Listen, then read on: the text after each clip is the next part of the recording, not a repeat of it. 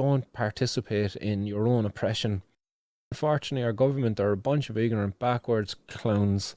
And anybody else out there, guys, if you've experiences like that and if you'd like to share them, get them in there via email or something like that. Or if you want to come on the podcast and have a conversation either in person or anonymously, I can facilitate that too.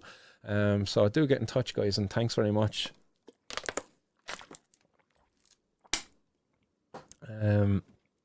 Green Tea says, no, it shouldn't, but it's mad how everyone is bending over backwards to accommodate the drinkers on this, but to have no consideration towards smokers. Yeah, I think it's hilarious. Alcohol off license, an essential service throughout the entire pandemic.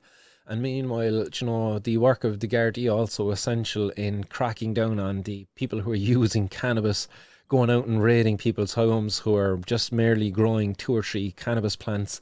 Such was the case of Foxy Peacocks out there who got in touch with me at the time after it happened.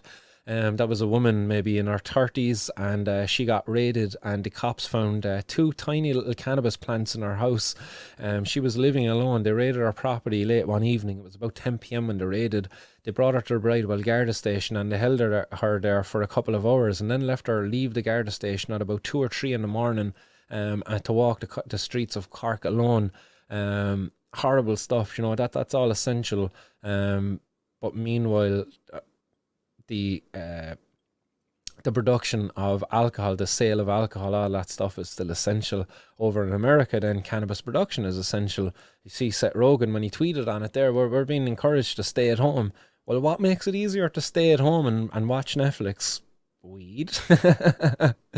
What happens like when it's difficult in order for people to get their weed? They have to go out. That was a very common reason being found by Gardaí at checkpoints for people to be leaving their homes. You know, people getting caught with cannabis at checkpoints, people getting caught in buses coming in over county lines, you know, having to leave their county in order to go outside of their county to get cannabis.